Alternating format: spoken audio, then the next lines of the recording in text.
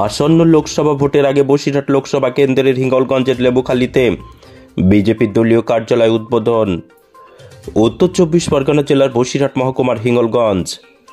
গতকাল ভারতীয় নির্বাচন কমিশন 2024 লোকসভা নির্বাচনের দিনক্ষণ তথা নির্বাচনের নির্ঘণ্ট প্রকাশ করেছিল। এর মধ্যে বিভিন্ন রাজনৈতিক দল দলীয় প্রচার শুরু করেছে রাজ্য সহ দেশের বিভিন্ন জায়গায়।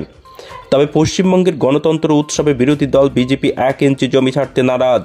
এই দলীয় কার্যালয় উদ্বোধনে বসিরহাট লোকসভার হিঙ্গলগঞ্জের বিজেপি মণ্ডল আরও শক্তিশালী হবে বলে আশাবাদী বিজেপি কর্মী সমর্থকেরা।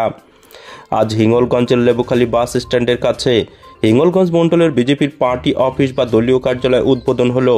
এই উদ্বোধনে উপস্থিত ছিলেন হিঙ্গলগঞ্জ মেন মণ্ডলের সভাপতি তরুণ মণ্ডল, জেলা সভাপতি তাপস ঘোষ, জেলার সাধারণ সম্পাদক তুলসী দাস, বিধানসভার কনভেনার অভিজিৎ দাস, অবজারভার সুব্রত মাইতি, যুব সভাপতি কৃষ্ণপদ সামন্ত সহ আরও অনেক বিশিষ্ট ব্যক্তিবর্গ।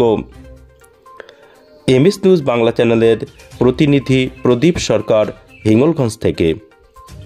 এমএস নিউজ বাংলা চ্যানেলের পরবর্তী খবর সবার আগে পেতে ইউটিউব চ্যানেলটি সাবস্ক্রাইব করুন, ফেসবুক পেজ ফলো করুন, ফলো বাটন ক্লিক করুন, সেই সঙ্গে এই খবরটি ফেসবুকে প্রচুর পরিমাণে শেয়ার করুন। বিধানসভাতেই আমাদের বিধানসভা নির্বাচনী কার্যালয় আর উদ্বোধন হয়ে গেছে, আগামীকালও আছে, হয়ে যাবে। সেখানে পুরোদমে আমাদের নির্বাচনী ক্রিয়াকলাপ শুরু হবে।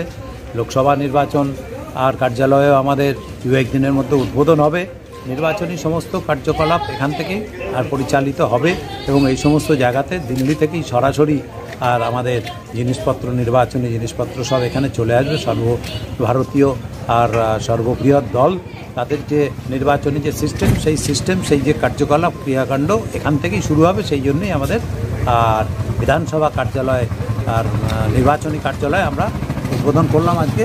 এটাই বিষয়ের বাইরে কিছু। ঠিক আছে।